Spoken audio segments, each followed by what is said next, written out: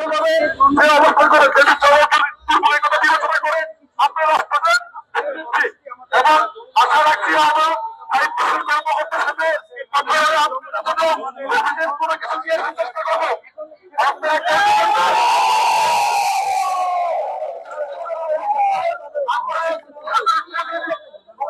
দর্শকের যেমনটা দেখতে পাচ্ছেন যে এবার কিন্তু রাস্তা আটকে দিল প্রতিবন্ধী বিদ্যালয়ের শিক্ষকেরা। তাদের দাবি অনতিবিলম্বে প্রতিবন্ধী যে করতে হবে, এমপিওভুক্ত না করলে তারা রাজপথ ছেড়ে যাবে না। তারা দীর্ঘদিন করে কিন্তু তাদের যে প্রতিবন্ধী বিদ্যালয়গুলো রয়েছে সেগুলো এমপিওভুক্তকরণের দাবিতে বিভিন্ন কর্মসূচি পালন করে যাচ্ছে।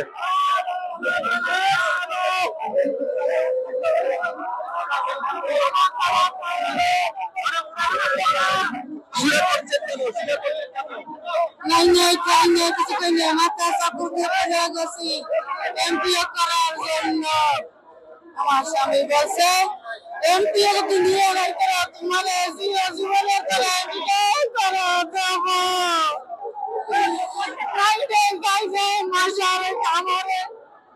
হাঁটতে পারি না, এলে হাঁটিতে হয়। আমি মরে যাই, কোনো দুঃখ নাই। সারা বাংলাদেশের প্রতিবন্ধী স্কুলের এমপিও চাই, এই ভালো, আমার আর কোনো দুঃখ নাই। খালি নলয় যে ঘুরাই করি মশার কামড়ে অসুস্থ হয়ে পড়ছি।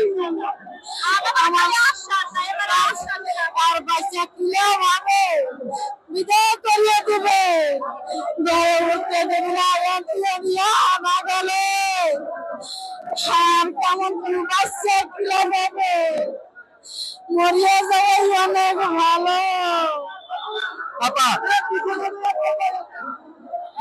আপনারা কতদিন ধরে কর্মসূচি পালন করছেন, আজকে কেন রাস্তায় নেমে পড়লেন?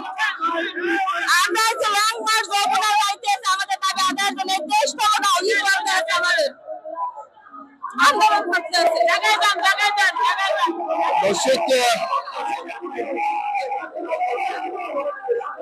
দর্শকদের যেমনটা দেখতে পাচ্ছেন যে প্রতিবন্ধী বিদ্যালয়ের শিক্ষকদের এই রাস্তা ছেড়ে দিতে বললেও এখনো কিন্তু তারা রাস্তা ছাড়েনি।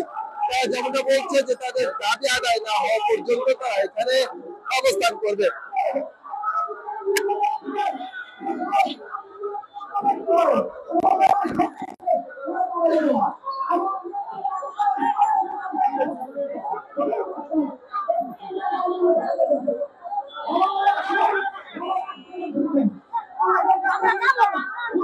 আপা কথা বলে একটু,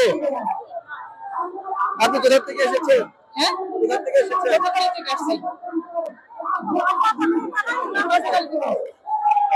আমরা আমাদের দাবি এমপিও চাই। আমাদের এই পর্যন্ত 22বার আন্দোলন হয়েছে, এই 23বারের মতো আন্দোলন চলছে। এবার আমাদের দাবি না নিয়ে আমরা এই রাজপথ ছাড়বো না।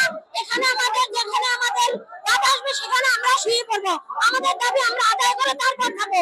কত লাঞ্ছনা, কত বঞ্চনা আমরা আর সহ্য করবো, আর এরকম চাই না।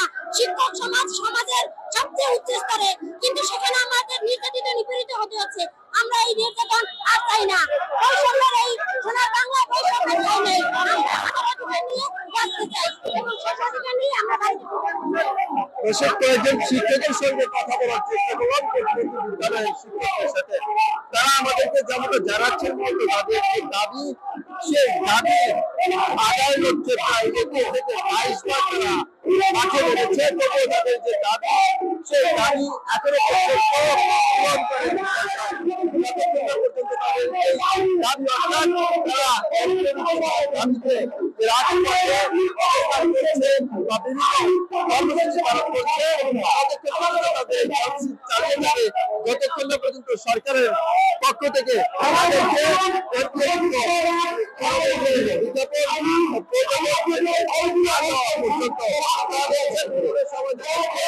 আশ্বাস দেওয়া হয়েছে। এবার তারা আশ্বাস দিয়ে ঘরে ফিরে ঘরে ফিরে যাবে। আমার বিশ্বাস এনেছেন, আমি খুবই খেলে রাখতে পারবো।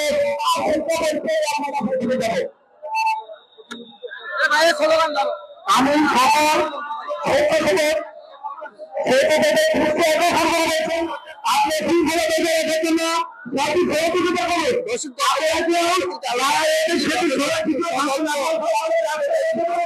শিক্ষকেরা রাস্তা আটকে দিয়েছিল, রাস্তা আটকে দিয়েছে বিদ্যালয়ের শিক্ষকেরা।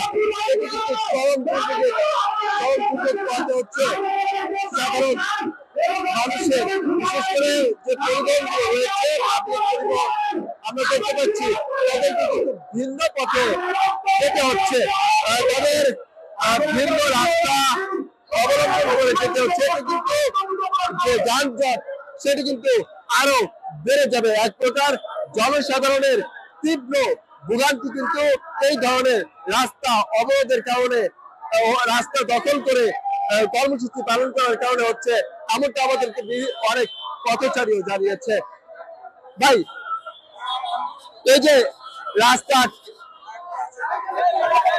আটকে দিয়ে কর্মসূচি পালন করছেন, সাধারণ মানুষের যে ভোগান্তি হচ্ছে, এটা কতটা যৌক্তিক? এটা সাধারণ মানুষের এটা ভোগান্তি হচ্ছে। আমরা আজকে 12 দিন যাবত আমরা চেষ্টা করেছি তাদের বোঝানোর জন্য। প্রেস ক্লাবের সামনে রাস্তায় ঘুমাইছি পাশে, আমরা কখনো রাস্তা বন্ধ করিনি। তারা বারবার আশ্বাস দিচ্ছে। আমাদের দীর্ঘ 20 বছর মিনিমাম আমরা বিনা বেতনে চাকরি করছি। এখান থেকে আমরা আর পিছাপা হতে পারছি না। আমাদের পরিবার সংসার না খেয়ে আছে। এই দাবি আমরা বারবার যাবৎ 22টা হয়েছে, এবার দিয়ে 23তম আন্দোলনে আমরা আমাদের শুধু আশ্বাস দেয়, সেই আশ্বাস পূরণ করে না। আজকাল করে এভাবে দিনের পর দিন ঘোরাচ্ছে, কিন্তু আমাদের জাতীয়করণ করে না। এই জন্য আমরা রাস্তায় আজ না খেয়ে আছি প্রায় 12 দিন মতো। আমরা মশা মাছি কাউকে সারা জেগে আছি। এখন আজকে আমাদের ডাক ছিল, আমাদের ভূগোল বুঝায় ছেড়ে দিচ্ছে। এখন আমরা চাই আমাদের ন্যায্য অধিকার না দিলে আমরা রাস্তা থেকে আর উঠবো না। এতে আমরা যেহেতু শিক্ষক, বিনা বেতনে আমরা অনেকদিন আছি। আমাদের প্রতিবন্ধী শিশুদের জন্য যদি রাজপথে মৃত্যু হয় তাও আমরা ফোন করেছি, আমাদের ফোন পণ্য করবো, তবু আমরা রাস্তা থেকে উঠবো না। এতে জাতির কলঙ্ক মুছে যাক। আমাদের মতো শিক্ষক বিনা বেতনে চাকরি করে আমাদের ন্যায্য অধিকার থেকে আমাদের প্রতিবন্ধী শিশুদেরকে বঞ্চিত করে আমরা আমাদের জীবনের শেষ রক্তবিন্দু থাকতে এটা মেনে নেবো না। প্রয়োজনে এখানে মৃত্যুবরণ করব, এই বলে আমার কথা শেষ করছি। কত বছর ধরে শিক্ষকতা করছেন এই বিদ্যালয়ে? আমরা 13 বছর যাবৎ শিক্ষকতা। 13 সালে নীতিমালা পোষণ করার পরে আমাদের প্রত্যেক প্রধান শিক্ষকরা একটা করে স্কুল তৈরি করে।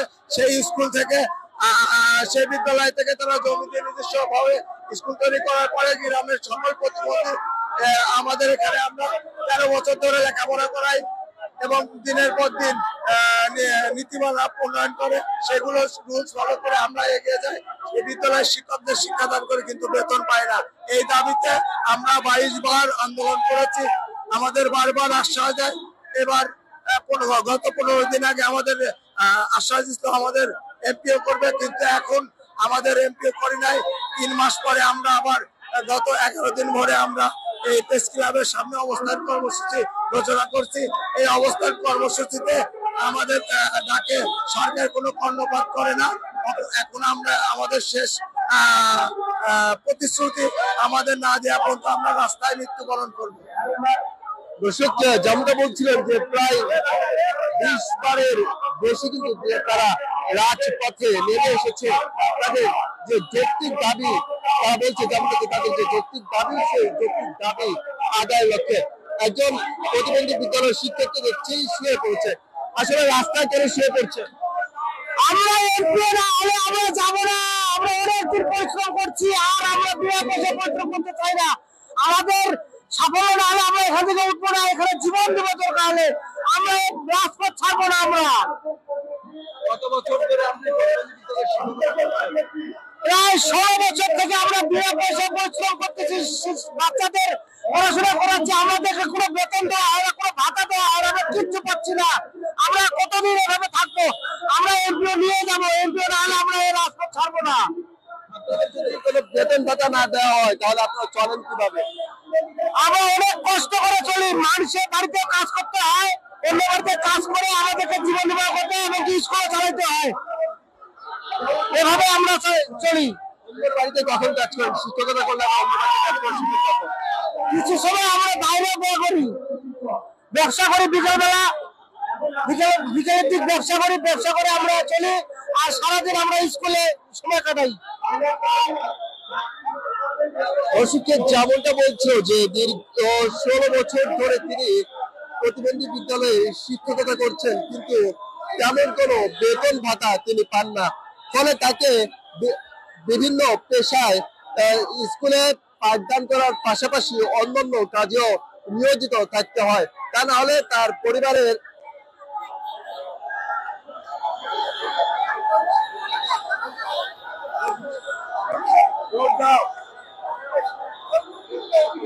দেশের পুলিশ কিন্তু তাদেরকে এই মুহূর্তে রাস্তা থেকে সরিয়ে দিচ্ছে। এক প্রকার পুলিশ তাদেরকে উঠিয়ে দিল।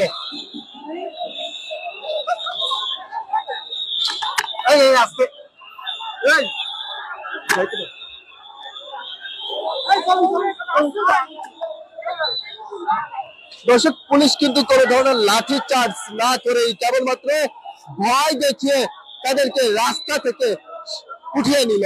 অর্থাৎ অন্যান্য সময় আমরা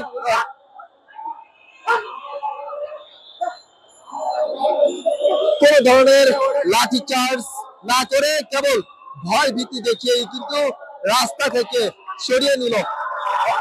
তবে শিক্ষকেরা কিন্তু খুশি হয়েছে।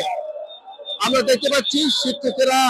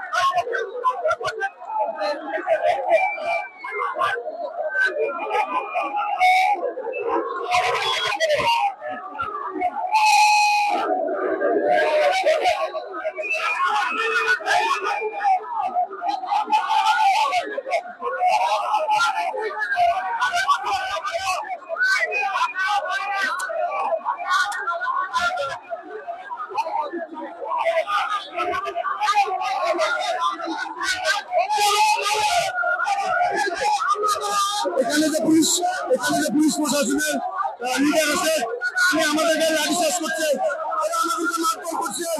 পুলিশ প্রশাসন আমাদেরকে মারধর করলে কেন? দেশবাসী কেন বিচার চাই?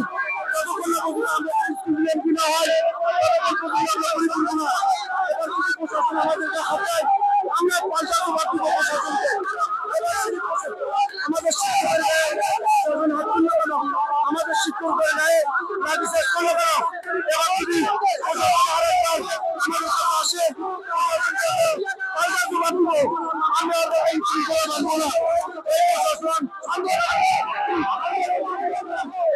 আমি আসতেছি বলতেছি ভাই লাঠিচার্জ করে না, লাঠিচার্জ করেছে। আমি বলছি আমাদের লোকজন যেতে যাচ্ছে চলে যাচ্ছে, আপনারা ভাই লাঠিচার্জ করে না, কোন শিক্ষা করবে? আমরা আবার এই লাঠিচার্জ করেছি। আমরা তো মরেই আছি। আমাদের হচ্ছে লাঠিতে না মারে আমাদের মাথায় বাড়ি দিই বা আমাদের গুলি করে মেরে ফেলাই। আমরা এবার আমাকে গুলি করে মেরে ফেলাই। আমাদের এই লোকটার কষ্ট কোনো হয় না। আমরা এই 15 বছর ধরে আমরা না খেয়ে আছি, বন্ধে না খেয়ে। যে যখন জীবন ধারণ করছি এরকম জীবন ধারণ করি আমরা। আপনার মানবতার মানুষ আমরা। আমাদের কত মানবতার মানুষজন ছোট বাচ্চাদের মানুষ করতেছি, ওদের দিক আমাদের দেখবে তো, ওদের আমাদের দেখে না। কোনো লোকই দেখে না, সমাজের অবহেলিত মানুষ আমরা।